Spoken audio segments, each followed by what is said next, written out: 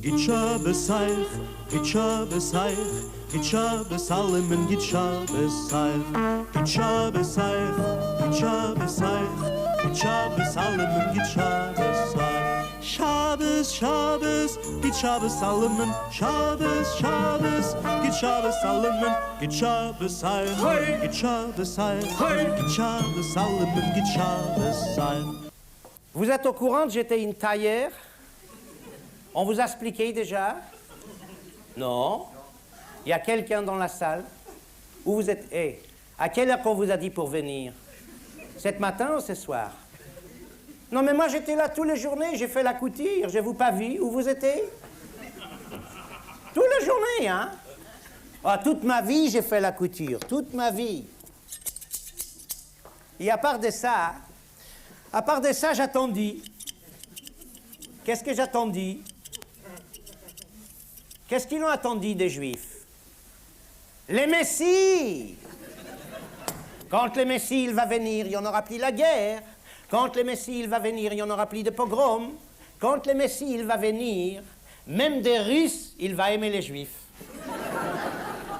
Quand le Messie il va venir, il y en aura du travail pour toutes les taillères.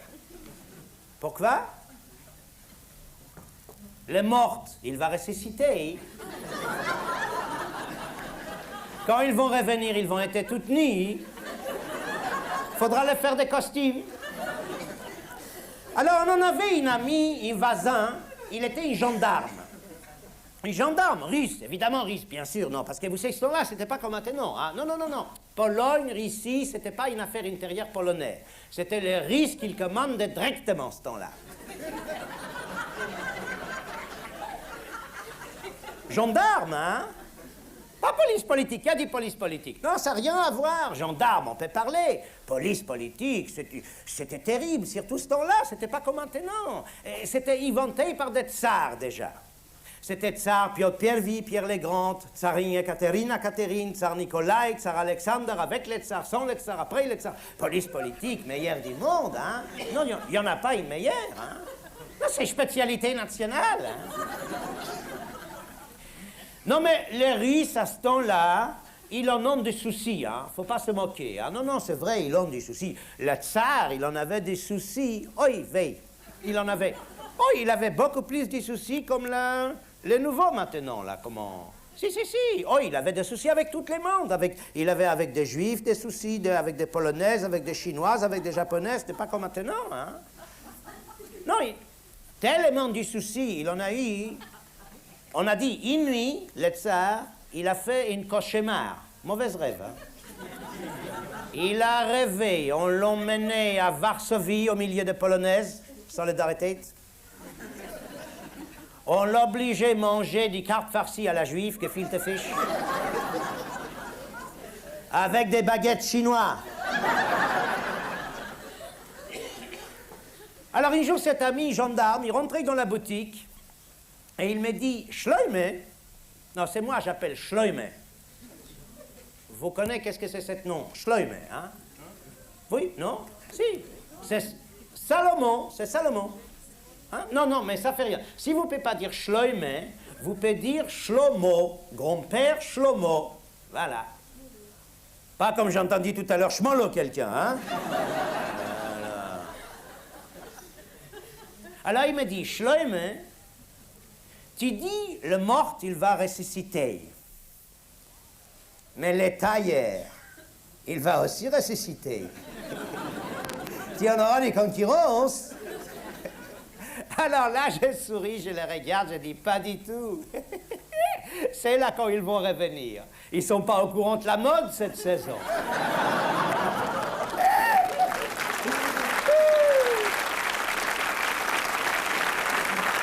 Alors, un jour, je partir du village, j'ai quitté, mais pas pour toujours. Hein. Non, non, j'étais parti, c'était pour installer dans les grandes villes, les capitales, les pays, l'autre côté de la frontière. J'ai installé, j'ai pris une boutique, pas une grande boutique, une petite boutique. Mais vous savez où j'ai installé la boutique? Dans la rue, en face de la banque Monsieur Rothschild. La rue s'appelle Gefiltefischstraße. Non. Vous connaissez... Non. Rothschild, ça vous dit quelque chose au moins? Rothschild, vous entendez? Non? Si. Mais dans 7 pays, il en était les seuls juifs, l'empereur, il en a salié. Et même il a tendu la main. Enfin, comme ça.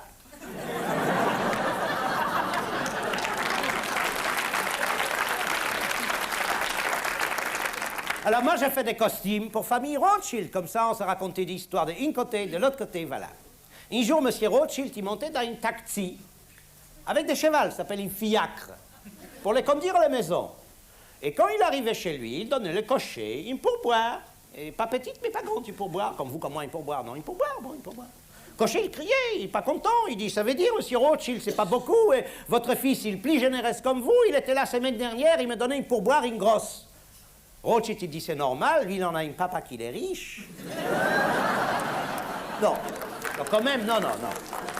Non, quand même, il est un homme généreux. Non, faut dire la vérité, parce que dans les banques, il y en avait un bureau, une caisse, tous les pauvres, tous les mendiants, ils peuvent venir chaque mois, chaque semaine, on a donné quelque chose, un petit peu d'argent, non, c'est vrai, hein. Non, parce que vous savez, dans les religions juives, ça doit être comme ça. On doit le donner pour des pauvres, des mendiantes. Si on le fait pas, c'est une autre question, monsieur, hein. Ah, non, enfin, on doit le faire, hein. Il y a même une raison spéciale pour ça. Si, mais oui, parce que ça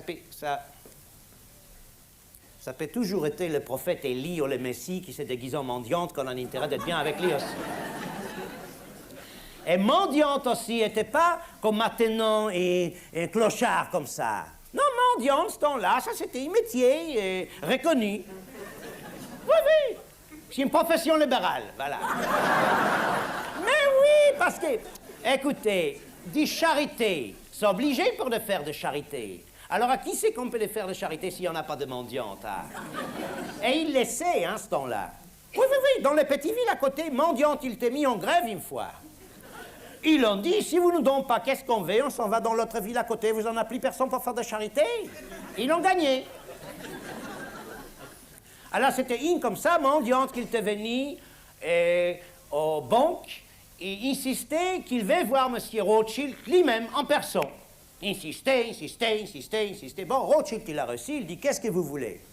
J'ai besoin d'argent. Ah, ça, c'est intéressant, ça, c'est nouveau. Pour ça, vous me dérangez en personne. Il y en a le bureau, Monsieur Rothschild. Moi, je n'ai pas vous apprenez comment vous êtes un banquier. Pourquoi vous voulez m'apprendre comment je dois être une mendiante? Monsieur Rothschild, j'en ai jamais eu la chance dans toute ma vie. Pour une fois, quand je peux vous voir en personne, vous allez me jeter dehors. Non, je ne vais pas vous jeter dehors. Bon, il lui donnait un petit peu d'argent. Il dit, je vais faire quelque chose pour vous. Il ouvrit l'armoire, Rothschild. Il sortit une veste superbe, hein, bien coupée, une tissu anglaise. Il dit, Rothschild, voilà, cette veste était toute neuve, il n'était jamais portée. C'est le tailleur Schleume, l'autre côté de la rue, qui me l'a faite. Je vous l'ai fait cadeau. Ah, mendiante était contente, hein? Il revient, il dit, Monsieur Rothschild, vous voulez pas acheter une veste? Il était toute neuve, il n'était jamais portée.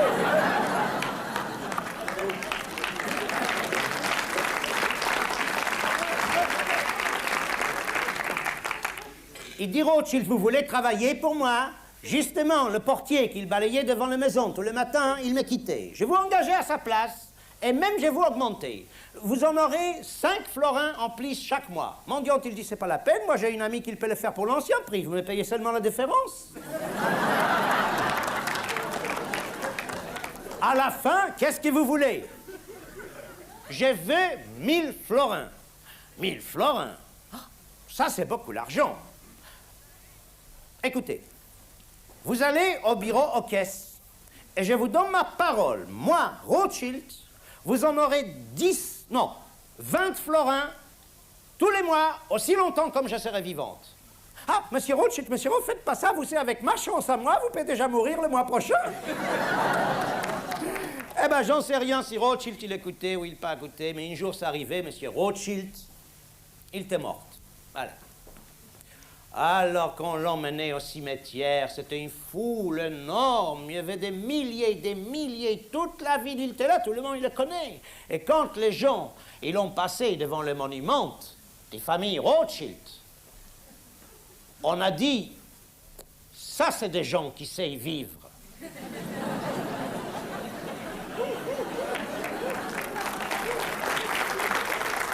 Et derrière la voiture avec le cheval, premier rang, il y en avait une type qui le plairait. Il a des larmes grosses qui coulaient, il criait, c'était terrible. Et on dit, monsieur, mais qu'est-ce qu'il y a, un chagrin comme ça? Vous étiez de la famille? Il dit, non, justement.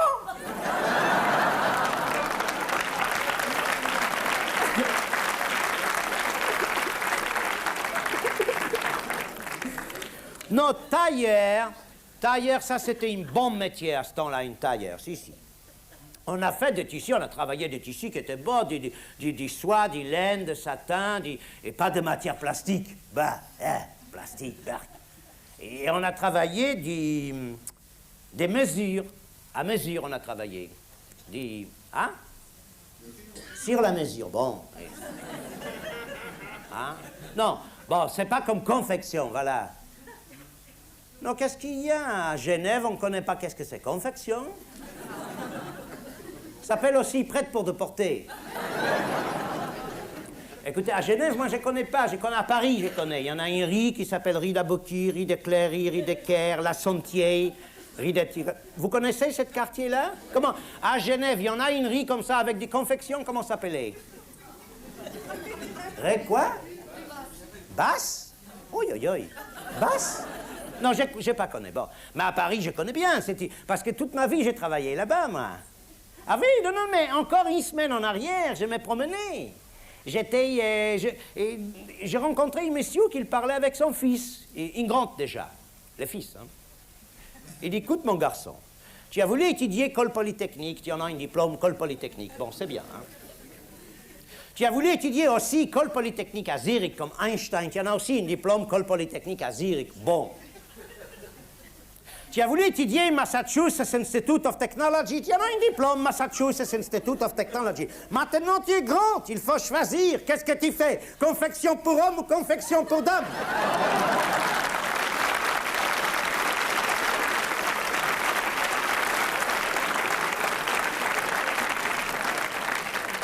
C'est vrai, la jeunesse, c'est comme ça. C'est nervante, hein. Oh, dans le village, ce temps-là, c'était pas du tout comme ça. Hein. Non.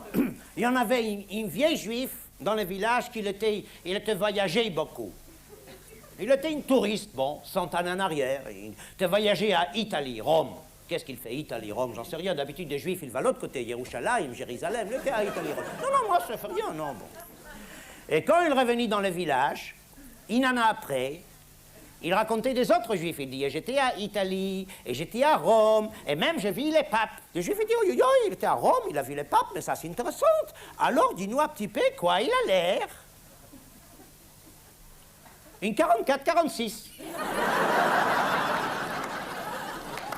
Non, c'est idiot.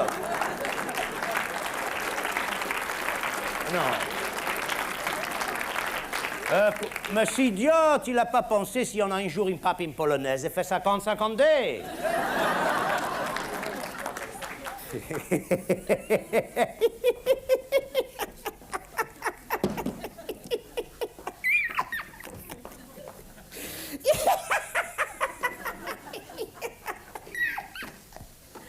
Non, j'ai ri toute seule, hein, c'est pour moi, excusez-moi.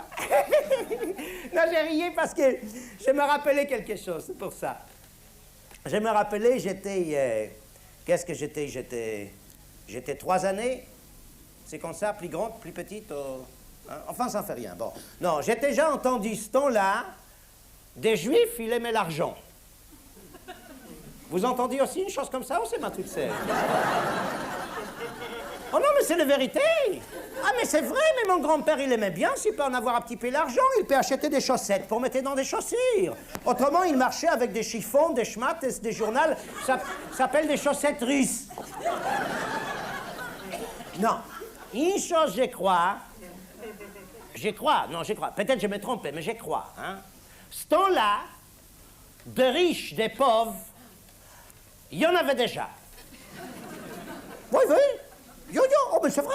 Oh, ben dans les petites villes à côté, il y en avait une riche. Oh, elle était méchante, hein. Oh, elle était méchante. Il va jamais à la synagogue. Il fait pas de prières. Il était malhonnête avec son commerce. Il pas donné d'argent pour des pauvres, des mendiantes. Terrible, terrible, hein.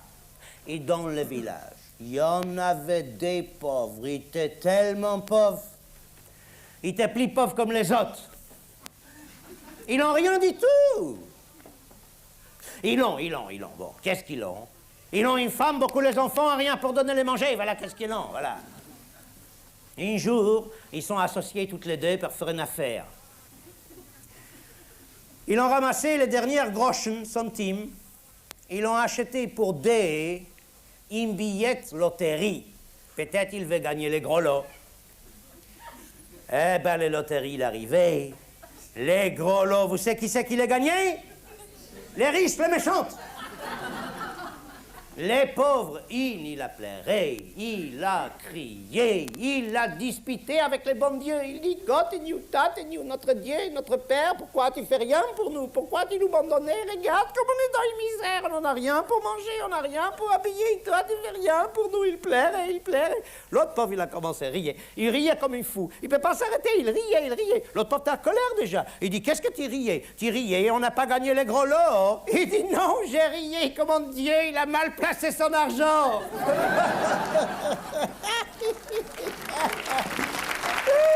Oui. Ah.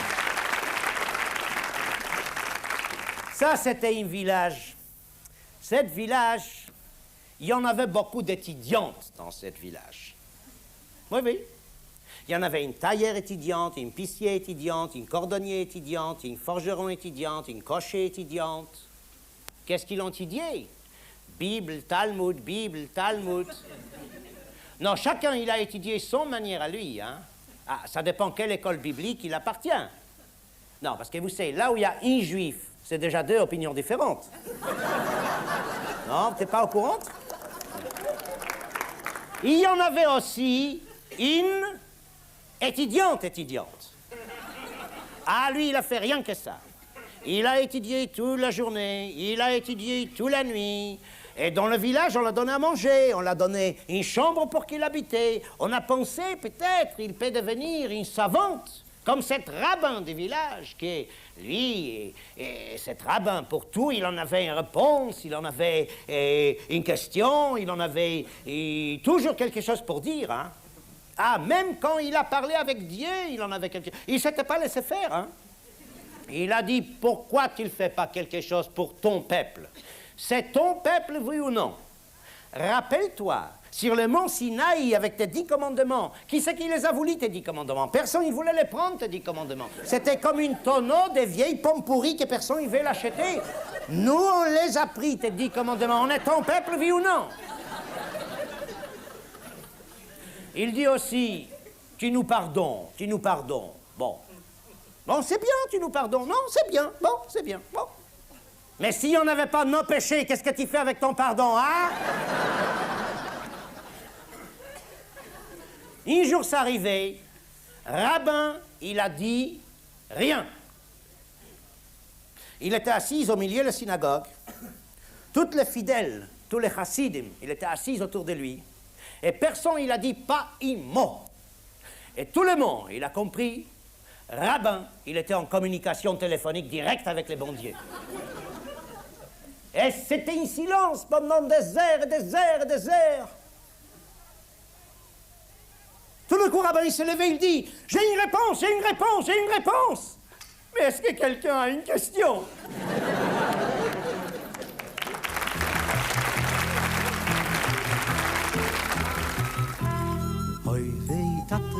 Hatzerige Futte, hoi wei Tate, jababam, jababam, bam, bam, hoi wei Tate, hatzerige Futte, hoi wei Tate, jababam, jababam, bam, bam, jababam, jababam, bam, jababam, jababam, bam, bam, bam, bam, melech hamlochem, bam, jababam, jababam, bam, jababam, jababam, bam, bam, bam, bam, melech hamlochem. Hoi wei Tate, hatzerige Futte, hoi wei Tate, jababam, jababam, bam, bam, hoi wei Tate, hartstikke voeten. Hoi, wee, tate, jababam, jababam, bam. Bam, jababam, jababam, bam.